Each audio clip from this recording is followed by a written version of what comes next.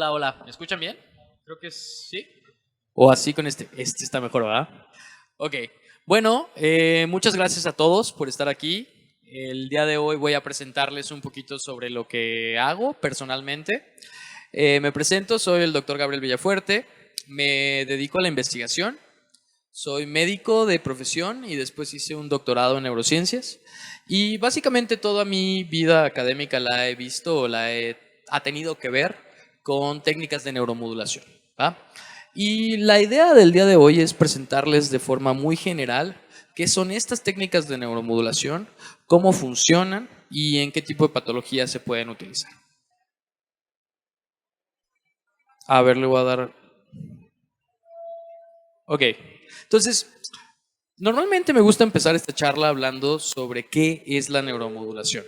La neuromodulación, si ustedes ven en una página de internet, en un libro, en algún journal, van a encontrar que es algo similar a lo que dice aquí, que es una rama de la ciencia, medicina y bioingeniería que incluye tecnología implantable, no implantable, que sirve para mejorar la calidad de vida de los seres humanos. Sin embargo, esta definición como tal no me encanta porque es muy vaga. A mí me gusta hablar un poquito más de una definición que vaya ligada al restablecimiento de la homeostasis. ¿Qué es la homeostasis? Bueno, es este estado, ¿no?, de equilibrio que tenemos en los sistemas vivos, en los sistemas físicos. Y la utilización de neuromodulación lo que busca es tratar de restablecer la homeostasis del sistema nervioso. Pero a diferencia de, por ejemplo, el utilizar un fármaco, que sería neurofarmacología, utilizamos energía física.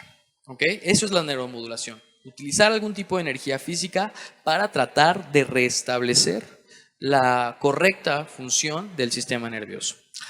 Cuando hablamos de modulación, también hablamos un poquito, o hasta cierto punto se ha utilizado mucho la palabra neuroestimulación o neuroinhibición. A mí me gusta más la palabra neuromodulación. ¿Por qué modulación? Porque modulación, al fin y al cabo, depende un poco del contexto en el que se use. Por ejemplo, si tenemos una persona que está muy emocionada, está gritando, está así como hipomaníaca, y le decimos, oye, modúlate, lo que le estamos diciendo es que disminuya su estado de ánimo. En cambio, si una persona está muy disminuida, está acostada, dormida, anhedónica, y le decimos modúlate, lo que le estamos diciendo es que aumente su estado de ánimo. Entonces, la palabra modulación cambia un poquito dependiendo del contexto. Entonces, por eso neuromodulación hasta cierto punto es un poquito, pues, más amplio y encaja mejor con el restablecimiento de la homeostasis. ¿Por qué? Porque a veces puede estar arriba, a veces puede estar abajo. Vamos a platicar un poquito de la historia de la neuromodulación. Y es muy interesante y me gusta mucho esta historia porque en realidad llevamos muchos años utilizando neuromodulación sin siquiera saberlo. Esto que ven acá es un pez, se llama pez torpedo. Y es un pez que se utiliza desde la antigüedad. ¿Y cómo lo usaban en la antigüedad? Lo que usaban o lo que hacían era ponerlo sobre la cabeza de personas o sobre articulaciones inflamadas. Y misteriosamente les quitaba el dolor. Nada más poniendo el pez. Un poco extraño. Pero ¿qué realmente hacía ese pez? Bueno, en 1773 se realizan estos dibujos de acá y lo que se dan cuenta es que en realidad este pez es como una especie de anguila y descarga electricidad. Entonces lo que estaban haciendo desde 300 antes de Cristo era dar una descarga eléctrica, una pequeña descarga eléctrica a las personas en ciertas áreas del cuerpo, específicamente articulaciones y en la cabeza, y esto quitaba el dolor en las personas. Un poquito después, en 1791, empezamos a darnos cuenta como comunidad científica que la electricidad es muy importante para el cuerpo. Toda esta corriente se le llamó galvanismo, donde creíamos, que hasta cierto punto todavía lo creemos, pero que la energía eléctrica es una especie de fuerza vital que mantiene al cuerpo. Y estos experimentos de Galvani pues demostraron que cuando pasábamos corriente eléctrica por el nervio de una anca de rana, esta anca se contraía, ¿va? Y pues era por la estimulación eléctrica.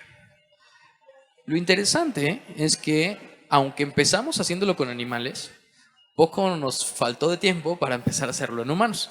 Esta imagen de acá nos cuenta la historia de Giovanni Aldani, que era sobrino nieto de Galvani, Y él tuvo la brillante y un poco macabra idea de darle estimulación eléctrica a una persona que acababan de matar.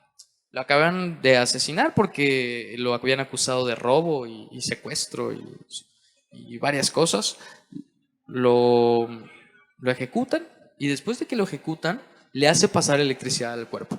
Y bueno, no es un experimento que podamos hacer de manera rutinaria, pero si a un cuerpo que acaba de fallecer le hacemos pasar electricidad, se van a contraer los músculos, ¿no? Igual que en la rana. Y bueno, esto inspiró a Mary Shelley, que es una de las autoras más importantes porque es la precursora de la ciencia ficción y lo escribió en un fin de semana con Lord Byron en la... Es muy interesante la historia. Ahí escribió Frankenstein. Y prácticamente Frankenstein estuvo inspirado en este evento donde hacíamos pasar electricidad a las personas y reanimábamos a la persona. Poquito después, ya casi a finales del siglo XIX, nos dimos cuenta que la electricidad y el campo magnético en realidad son dos fenómenos que están muy relacionados. La electricidad genera un campo magnético y un campo magnético a su vez genera electricidad. Entonces, estos experimentos que se hicieron a principios del siglo XIX y ya a mediados del siglo XX demostraron que utilizar energía magnética también puede generar electricidad dentro del cuerpo. Esto tal vez ha sido el avance más grande en las técnicas de neuromodulación que existe, que es la estimulación cerebral profunda. A lo mejor la han escuchado hablar. Es literalmente meter un electrodo en el cerebro y esto pues podemos activar o inhibir áreas cerebrales. Hoy por hoy se utiliza ampliamente en enfermedad de Parkinson con resultados muy positivos. Y bueno, esto es un poco de la historia. Interesantemente, yo no me enteré hasta hace poco que este experimento acá donde le ponen un electrodo a un toro, lo hicieron en México y lo hicieron en la UNAM. No sabía, de hecho me lo vino a decir un científico francés, yo no tenía ni idea, y sí, efectivamente se hizo en México, ¿no? Era uno de los primeros experimentos de estimulación cerebral profunda. Ya un poquito más recientemente, a partir del 2007 hasta el 2021, se han aprobado diversos tratamientos de neuromodulación para enfermedades psiquiátricas, específicamente depresión, trastorno obsesivo compulsivo, tabaquismo y ansiedad asociada a depresión. No ansiedad como tal, sino ansiedad asociada a depresión. Y esto se hace con estimulación magnética transcranial, que les voy a platicar un poquito. Entonces, hay muchos tipos de técnicas de neuromodulación. Las podemos dividir básicamente en dos grandes grupos: las técnicas invasivas y las técnicas no invasivas.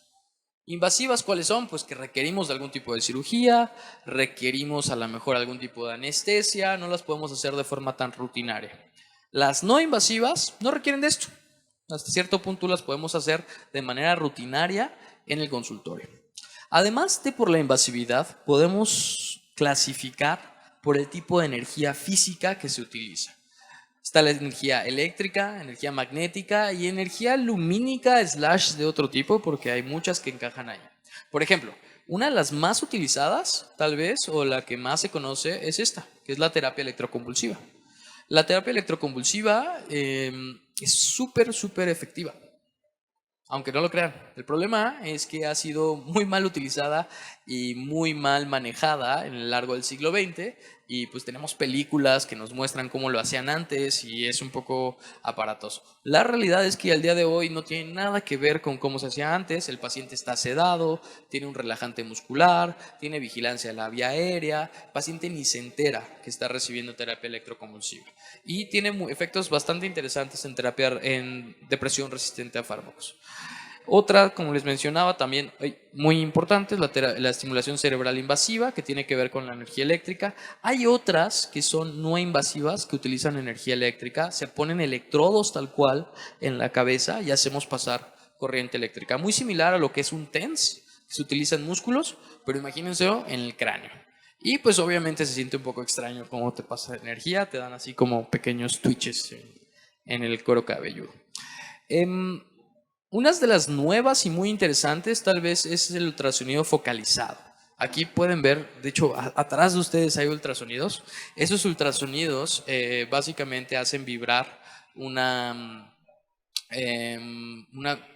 piezo eléctrico, es decir, una parte que convierte la energía eléctrica en mecánica y esto, cuando tienes un medio conductor, pues puedes generar o pasar energía a otro medio. Interesantemente, a frecuencias o ciertas frecuencias, esto puede tener un efecto neuromodulador en el sistema nervioso. Todavía no entendemos al 100% por qué o cómo, pero aplicar este tipo de energía te permite modular la actividad del sistema nervioso. Lo interesante aquí es que nos permite focalizarlo.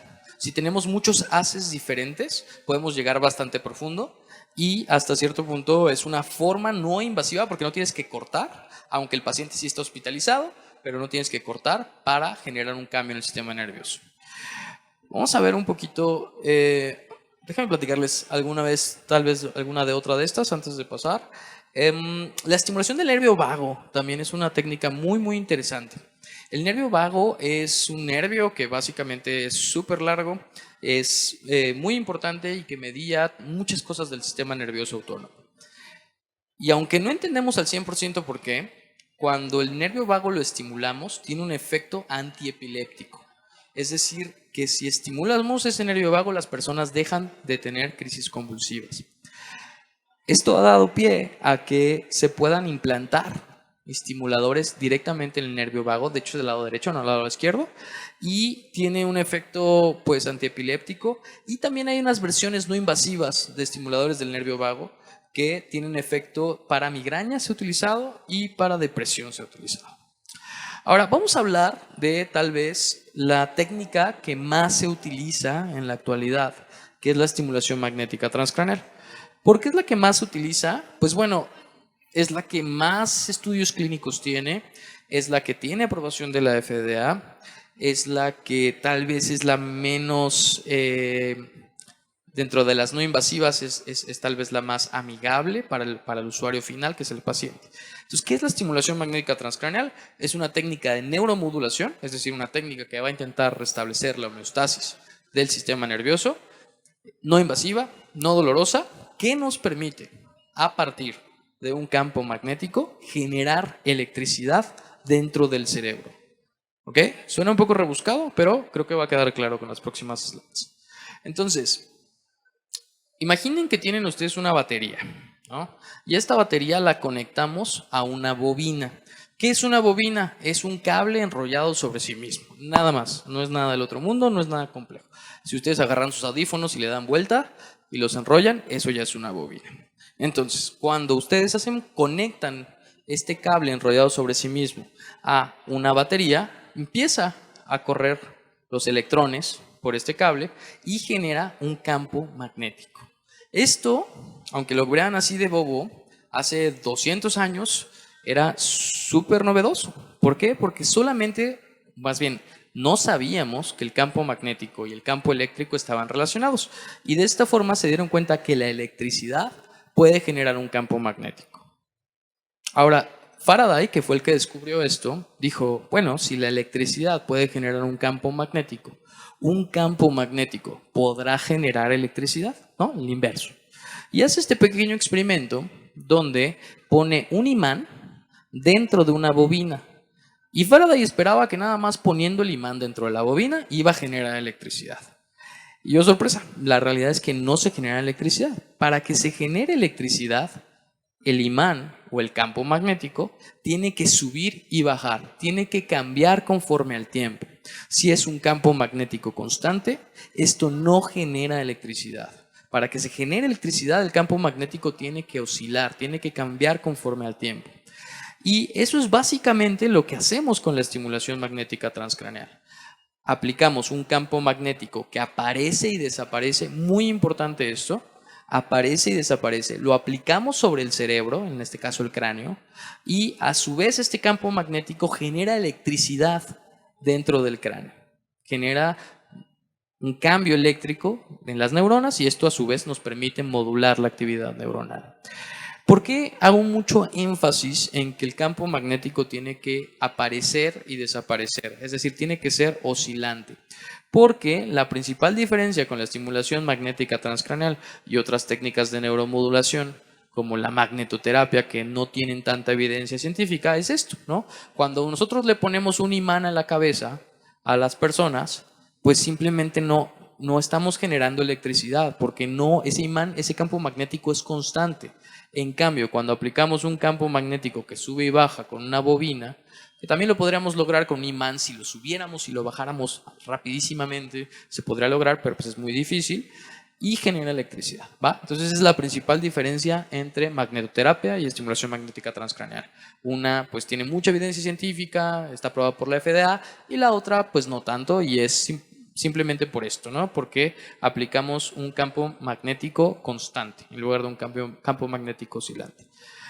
Bueno, después de todo este choro, de este rollo respecto a cómo funciona la estimulación magnética transcraneal, viene la pregunta de por qué o cómo usamos, cómo aprovechamos esto para tener un cambio en la fisiología cerebral. Pues lo que nos hemos dado cuenta a nivel de investigación es que nosotros modificando ciertos parámetros de la estimulación podemos tener diferentes tipos de efectos en el cerebro. Por ejemplo, si tenemos una frecuencia alta o con un patrón intermitente, me refiero a intermitente de que da estimulación, estimulación, para. Eso es un patrón intermitente. Uno continuo sería que siempre está dando estimulación, nunca para, ¿va? Y frecuencias bajas, en el caso de la de abajo. Entonces, si nosotros tenemos un patrón continuo y frecuencias bajas, tendemos a tener un efecto inhibitorio en el sistema nervioso central. En cambio, frecuencias altas y patrones intermitentes, tenemos un efecto excitatorio.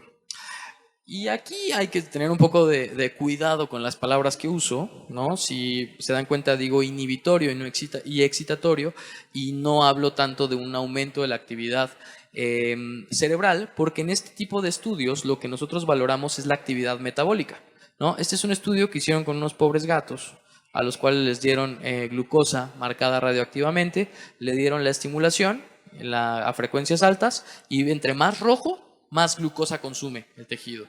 Y entre más azul, menos glucosa consume el tejido. Entonces vean aquí cómo cuando damos la frecuencia alta tenemos un aumento de la actividad metabólica, y cuando damos una frecuencia baja tenemos una disminución de la actividad metabólica. Y bueno, me dirán, ok, qué interesante que se pueda cambiar la actividad metabólica, la actividad excitatoria o inhibitoria, pero ¿por qué querríamos que esto sucediera en un cerebro? Bueno, lo interesante es que en los últimos 30 años nos hemos dado cuenta que la mayoría de las enfermedades, tanto psiquiátricas como neurológicas, tienen una especie de huella de neuroimagen. Es decir, tienen un patrón de activación cerebral metabólico muy específico de cada una de las enfermedades. Por ejemplo, esta es una resonancia magnética funcional de un paciente que tiene trastorno obsesivo compulsivo. Y en la resonancia magnética funcional lo que vemos es que tanta oxígeno está consumiendo el tejido. Es decir, entre más blanco, ¿no?, más oxígeno está consumiendo el tejido. Y vean aquí en la parte frontal, orbitofrontal, tenemos un exceso de consumo de oxígeno. Significa que está muy prendida esta área, está muy activa metabólicamente. Y esto correlaciona mucho con los síntomas de trastorno obsesivo compulsivo. Es decir, si tiene más síntomas, tiene más actividad metabólica.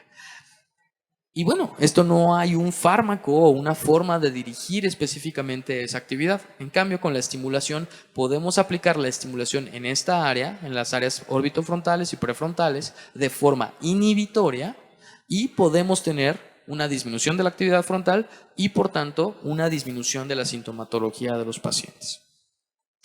Esto es con TOC. Sin embargo, podemos utilizarlo también para depresión, ¿no? En depresión tenemos un efecto al revés.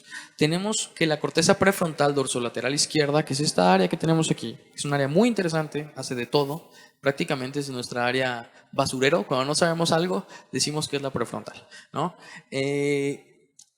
En los pacientes deprimidos está apagada esta área. No, aquí debería estar prendido y está apagado. ¿Qué hacemos? Damos la estimulación, se prende y el paciente mejora, ¿va? Obviamente esto es muy reduccionista, ¿no? La depresión no significa que tienes apagado un área y ya con esto se va a quitar la depresión. Es mucho más complejo, pero es un modelo que nos ha ayudado a poder utilizar este tipo de tecnologías en diversas enfermedades psiquiátricas y neurológicas. Ahora, como les decía, este es un modelo muy reduccionista. El cerebro no es nada más como un switch o las áreas no tienen un switch de prendido y apagado. En realidad, cuando estamos hablando de áreas, no estamos hablando de áreas, estamos hablando de redes de áreas, ¿no? Hay una área está conectada con otra área, tiene efectos de retroalimentación entre áreas. Entonces, cuando afectamos un área, no nada más estamos afectando esa área, estamos afectando la red completa. Molecularmente se ha visto que la estimulación, dependiendo si es excitatoria o inhibitoria, puede tener efectos diferentes. Por ejemplo, si damos estimulación excitatoria, se ha visto que hay un aumento de la liberación de dopamina y también de serotonina. En cambio, cuando es una estimulación inhibitoria, hay más un aumento de liberación de GABA, que es un neurotransmisor inhibitorio. A nivel celular, se ha visto que la estimulación puede tener un efecto proliferativo hasta cierto punto, donde se ha visto en modelos animales, no en humanos, pero en modelos animales que hay un aumento de neurogénesis. Y esto es muy interesante porque a nivel de rehabilitación, pues podría ser una forma de utilizarse para mejorar el pronóstico de los pacientes. No solo en rehabilitación, también en muchas de las enfermedades neurodegenerativas se caracterizan por una disminución en la neurogénesis adulta normal. Todos tenemos neurogénesis adulta, es parte natural del desarrollo del cerebro, pero en las personas con enfermedades neurodegenerativas como Parkinson, Alzheimer, se ve disminuida esta neurogénesis natural, ¿va? A nivel más de circuitos, más de redes, en lugar de un área tan específica como una neurona en sí misma, hemos visto también que la estimulación favorece la potenciación a largo plazo y la depresión a largo plazo. ¿Qué es la potenciación y la depresión a largo plazo? Son mecanismos de plasticidad. Es decir, cuando nosotros estamos aprendiendo algo, necesitamos reorganizar nuestras conexiones neuronales para poder hacer una memoria a largo plazo. Y se cree que estos mecanismos, que es potenciación y depresión a largo plazo, pues son los responsables del aprendizaje, de la memoria, etcétera, etcétera. Y cuando usamos estimulación, se ha visto que podemos modificar o favorecer ya sea la depresión a largo plazo, de forma inhibitoria, o la excitación a largo plazo, con estimulación excitatoria. Y a nivel sistémico es muy interesante porque el sistema nervioso central, cuando aplicamos la estimulación a nivel del encéfalo, pues el encéfalo no está aislado del resto del cuerpo, ¿no? Sobre todo está muy conectado de forma endocrina y de forma del sistema nervioso autónomo. Entonces se ha visto, interesantemente, que la estimulación puede modular el ritmo cardíaco. De hecho, cuando se da sincronizada con el ritmo cardíaco, se ha visto que podemos, es decir, que damos los pulsos de estimulación al mismo tiempo que el latido, podemos tener un efecto pues sincronizante del ritmo cardíaco. A nivel del cortisol, también se ha visto, por ejemplo, en depresión, en ansiedad, en trastorno por estrés postraumático. Son patologías en donde sérico, el cortisol sérico, si le medimos el cortisol a las personas, tienden a tenerlo elevado. ¿Por qué? Porque es una hormona de estrés, es una hormona que se libera cuando estamos en una situación estresante como tal, y es un biomarcador muy interesante de depresión. ¿Qué pasa cuando les damos estimulación magnética a estos pacientes? El cortisol disminuye, ¿no? No es que tal cual el mecanismo de acción de la estimulación sea la disminución de cortisol, pero sí tiene un efecto sistémico, ¿no? Platicando con una amiga endocrinóloga me decía que tal vez sería muy interesante en pacientes que tienen una deficiencia o un exceso de cortisol, la estimulación por este motivo, por el tipo de depresión que les da a estos pacientes, ¿no? Bueno, ¿para qué se utiliza? He hablado básicamente de dos patologías, depresión y trastorno obsesivo compulsivo. La depresión es, sin lugar a dudas, la patología en la cual más se ha utilizado la estimulación magnética transcraneal. Como les platicaba, el raciocinio detrás es que la corteza prefrontal dorsolateral izquierda se encuentra apagada, se encuentra hipoactiva en estos pacientes. ¿Y qué hacemos? Damos la estimulación de forma excitatoria en esta área y bueno, hemos tenido o se ha visto un incremento estadísticamente significativo comparado contra placebo, que la estimulación es más efectiva. Esto está avalado por una gran cantidad de metaanálisis y de estudios clínicos. Por ejemplo, estos son 3 metaanálisis que se han hecho al respecto, y estos son los resultados de uno de los metaanálisis. Los que no saben, un metaanálisis básicamente la unión estadística de muchos estudios clínicos diferentes. Es mejor ver un metaanálisis que ver solo un estudio, porque nos da un panorama más general de cómo está modificándose la literatura. Y bueno, es por eso que está aprobada desde el 2007 para depresión, y hay muchísima evidencia que respalda la utilización de estimulación para depresión. Este es un estudio que hicimos donde evaluamos a algunos pacientes, les realizamos una gran cantidad de pruebas para medir sus parámetros de depresión, sus parámetros de ansiedad, de insomnio, de calidad de vida, y vean cómo la disminución de la sintomatología es muy grande, muy grande. Pacientes que empezaban con 30, que es entre moderado y casi severo en esta escala, pues pasan a 10 o menos, que se considera remisión. Esto obviamente depende de cada paciente, ¿no? Pero en general esperamos una mejoría en los datos de depresión, los datos de ansiedad, de calidad de vida, e interesantemente también en el insomnio. Muchos de los pacientes con depresión tienen problemas para dormir y se solucionan cuando se trata la depresión. En el trastorno obsesivo compulsivo también no quiero ahondar muchísimo al respecto, pero básicamente tenemos una hiperactividad frontal, sobre todo las cortezas orbitofrontales, y tenemos una estimulación inhibitoria. Interesantemente, aquí no nos hemos puesto tan de acuerdo en el área que se debe dar la estimulación. Algunos dicen corteza prefrontal, otros dicen corteza orbitofrontal.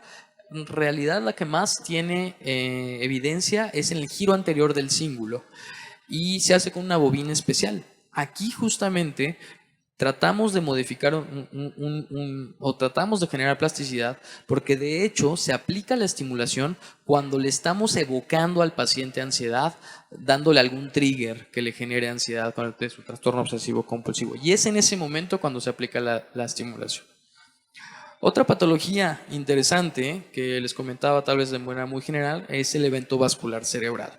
En el evento vascular cerebral tenemos muerte de la sustancia gris, muerte de neuronas debido a la isquemia o a la hemorragia en su caso, y tenemos una asimetría entre los dos hemisferios, ¿no? Un hemisferio va a estar dañado, va a perder funcionalidad, va a intentar tener plasticidad, pero no lo va a lograr porque hay mucho daño, y en cambio el otro lado, el lado sano, va a tener una hiperplasticidad, va a buscar compensar lo que el hemisferio sano está dejando de hacer.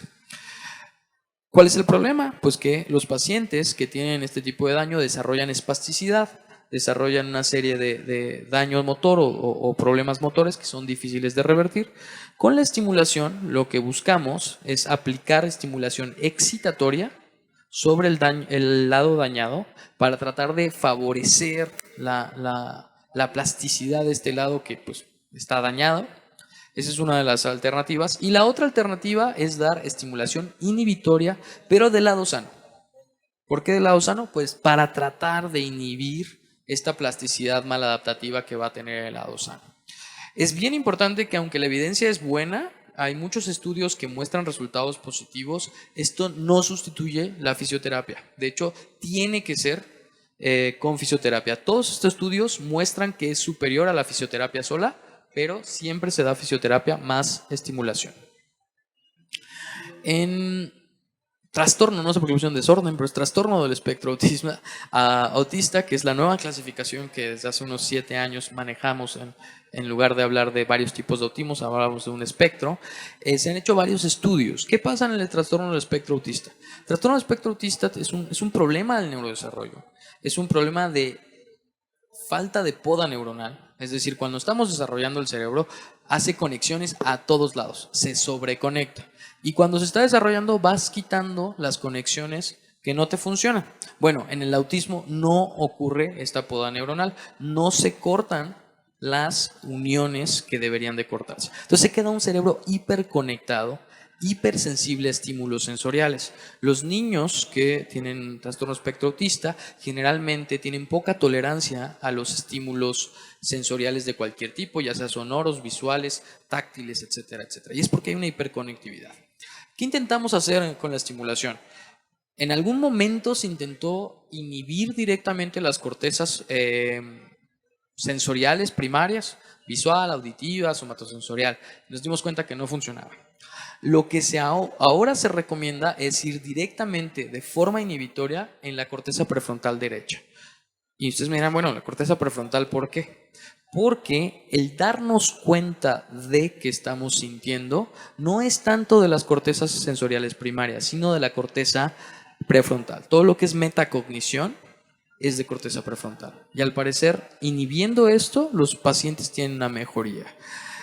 La mejoría sobre todo son en la cuestión sensorial, también en el control de impulsos, que es algo que puede ocurrir en los pacientes con trastorno espectro autista, y sobre todo en los movimientos repetitivos, que también es una característica de estos pacientes. Abuso de sustancias, esto es muy interesante. ¿Se recuerdan? Les dije que la estimulación favorecía la liberación de dopamina. La dopamina es un neurotransmisor que básicamente tenemos dos áreas en el cerebro que producen dopamina, una totalmente motora, que es la sustancia negra, y una más que tiene que ver con los circuitos de recompensa, que es el núcleo tegmental ventral. En adicciones, nuestro cuerpo, cuando consumimos una sustancia, liberamos la dopamina después de consumir la sustancia. Y cuando dejamos de consumir la sustancia, nuestro cuerpo, nuestro cerebro nos dice, ¿y mi dopamina dónde está? ¿No? Y esta falta de dopamina genera un síntoma muy típico que se denomina craving, como esta necesidad de consumir. Si alguno ha hecho alguna vez una dieta y ve un pastel y se le antoja, eso es un craving, ¿ok? Obviamente imagínenselo al extremo, pero más o menos es lo que sentiría. Entonces, como la estimulación, si la aplicamos sobre la corteza prefrontal, puede liberar dopamina, lo que hacemos es que cuando el paciente deja de consumir la sustancia, le damos la estimulación. Esto favorece la liberación de dopamina y disminuye el craving del paciente. ¿Va? Nosotros hicimos un estudio en pacientes con adicción al tabaco. En este estudio medimos el CO, o el monóxido de carbono exhalado, durante 8 semanas. Y vean cómo la mayoría de los pacientes dejan de fumar a partir de la segunda semana. Hay unos ahí que se tardan un poquito más en dejar de fumar, pero básicamente a la semana 8, 7, bueno, la basal, y al final de la semana 8, de la semana 7, que son las 8 semanas, dejan de fumar el 100%. Ahora, la realidad es que esto tarda, ¿no? A los 3 meses hay una recaída importante de los pacientes, el 20% puede recaer. Esto es similar a lo que pasa con parche de nicotina, que es el estándar de oro. Y si me preguntan, yo lo recomiendo en personas que ya han intentado varios métodos para fumar y no han podido dejar de fumar. La utilización de estimulación es una opción interesante. Nada más para terminar. Obviamente les he hablado cosas muy buenas y muy interesantes sobre la estimulación magnética transcranial, ¿no? Pero en la dosis está el veneno. Es decir, no es inocuo, ¿ok? Siempre tenemos que tener en cuenta 3 tipos de efectos adversos que pueden llegar a suceder en la estimulación. 2 de ellos dan igual, en el sentido que no se va a morir nadie, que es la cefalea y el daño acústico. ¿Okay? Daño acústico no sucede con todos los dispositivos, solo con dispositivos que generan un clic muy sonoro. ¿Por qué? Porque si pones la bobina cerca del oído y ese clic sonoro podría generar una pérdida auditiva, ¿no? ¿Qué se hace? Se le pone unos tapones y listo. La cefalea, ¿por qué ocurre? Bueno, ocurre porque el músculo también es un órgano eléctrico. Entonces, cuando damos el pulso magnético, también hay microcontracciones del músculo. Entonces, esto puede generar cefalea tipo tensional. Y el más grave o el más temido, que es extremadamente raro, son las crisis convulsivas. De hecho, nadie en la vida se ha muerto de estimulación magnética transcraneal. Las crisis convulsivas ocurren más o menos, se han reportado unos 50, 60 casos en toda la historia de la literatura. Y estos 50, 60 casos han ocurrido en personas que no debieron de haber recibido estimulación.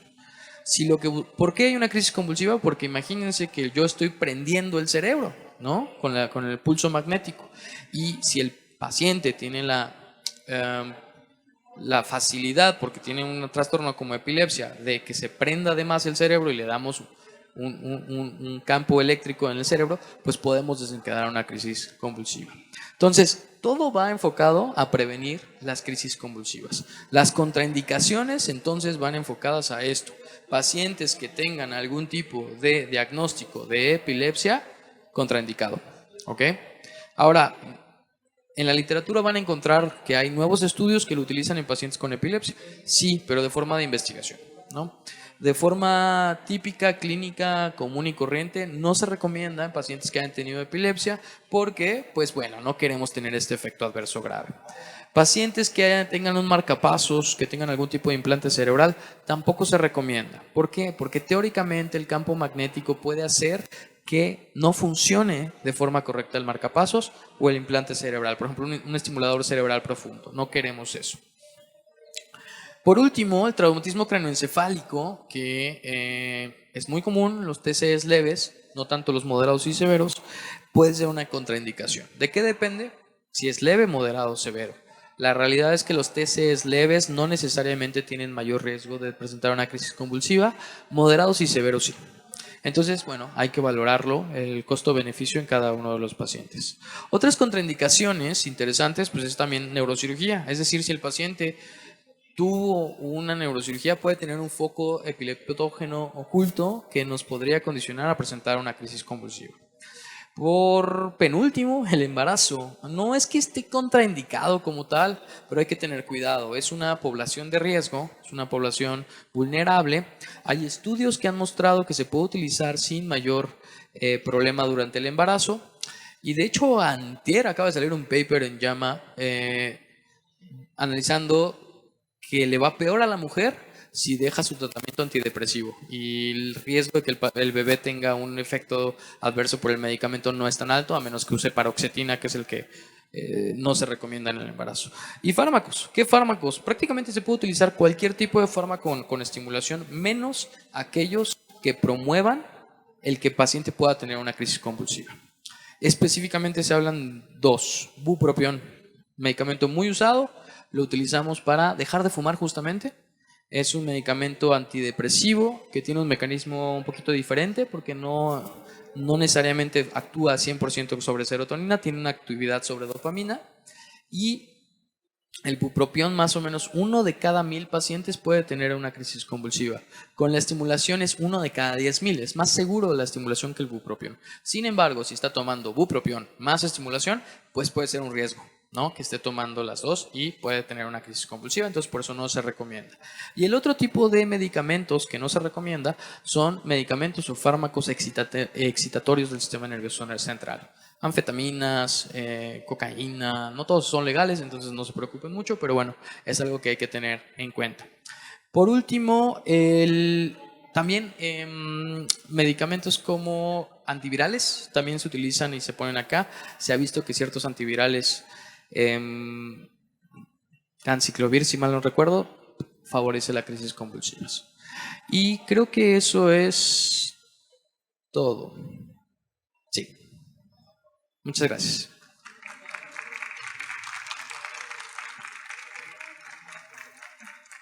No sé si tengan alguna duda, pregunta, podemos verlo o no sé si queda tiempo, ¿no? ¿Sí? Ok. Si tienen preguntas, me dicen.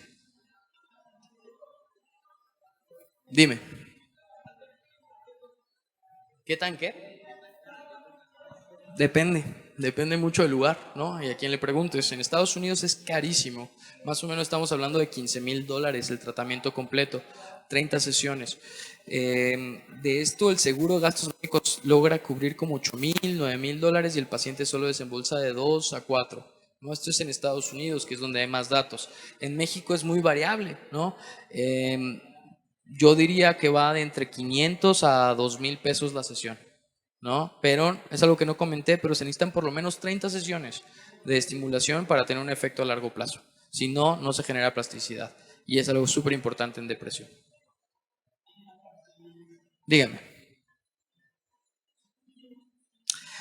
Por lo menos en estas primeras 30 sesiones se recomienda que sean 5 veces a la semana, descansando fines de semana. Ideal, esto de 5 veces a la semana, descansando fines de semana, no es por una cuestión biológica, es simplemente para no cansar ni al paciente ni al que lo aplica.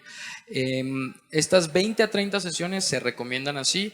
Hay nuevos estudios donde plantean diferentes tipos de protocolos. Hay uno muy interesante que es estimulación personalizada con neuroimagen y con diversos targets que son solo 5 días de estimulación o 10 días de estimulación, pero les dan 10 estimulaciones diarias. Están todo el día recibiendo estimulación, estimulación, estimulación. Y salen más rápido, pero bueno, obviamente también es más cansado. Y hay otros estudios que también han visto o han analizado el dejar por más tiempo la estimulación, como ir haciendo un periodo de lavado, en donde le empiezan a dejar cada tercer día la estimulación para evitar una recaída. Pero lo que la literatura recomienda son 20 a 30 sesiones mínimo. Obviamente también depende mucho de la patología. Por ejemplo, unas patologías neurodegenerativas, decir 20 a 30 sesiones es nada más que vas a tener un cambio, pero después de 2 o 3 meses otra vez va a aparecer, va a regresar. No es curativo. Pues bueno, muchas gracias.